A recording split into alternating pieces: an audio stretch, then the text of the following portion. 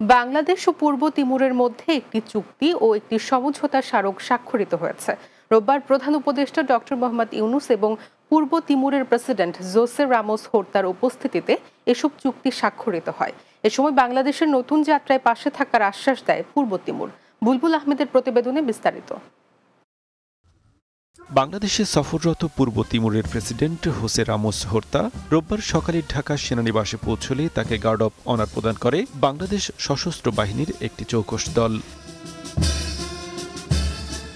এরপর তেজগাঁওয়ে প্রধান উপদেষ্টার কার্যালয়ে যান তিনি। সেখানে পূর্ব তিমুরের প্রেসিডেন্টকে স্বাগত জানান বাংলাদেশের অন্তর্বর্তী সরকারের প্রধান উপদেষ্টা অধ্যাপক ডক্টর মোহাম্মদ ইউনূস। পরে তারা একান্ত বৈঠক করেন। এরপর দুই দেশের শীর্ষ নেতৃত্বে প্রতিনিধি নিয়ে দ্বিপাক্ষিক বৈঠক অনুষ্ঠিত হয়। এ সময় পারস্পরিক স্বার্থ সংশ্লিষ্ট বিভিন্ন বিষয়ে আলোচনা হয়।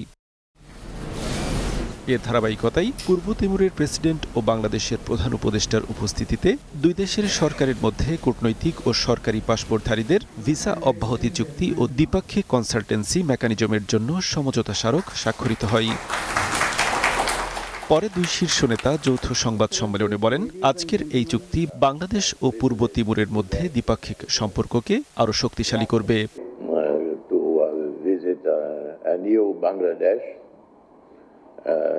That is going through remarkable transition and transformation,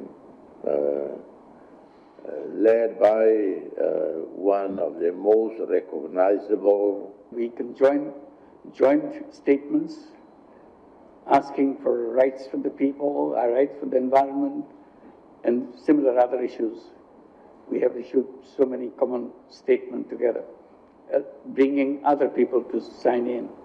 And that friendship continues. Today we can work together. In Bangladesh and East Timor, history is intertwined because the birth of East Timor is connected with Bangladesh. Very surprising for many people to hear that. আগামীতে বাংলাদেশের সঙ্গে বাণিজ্য সহ নানা বিষয়ে কাজ করার আগ্রহ দেখিয়েছে পূর্ব তিমুর। বুলবুল আহমেদ, বাংলা টিভি, ঢাকা।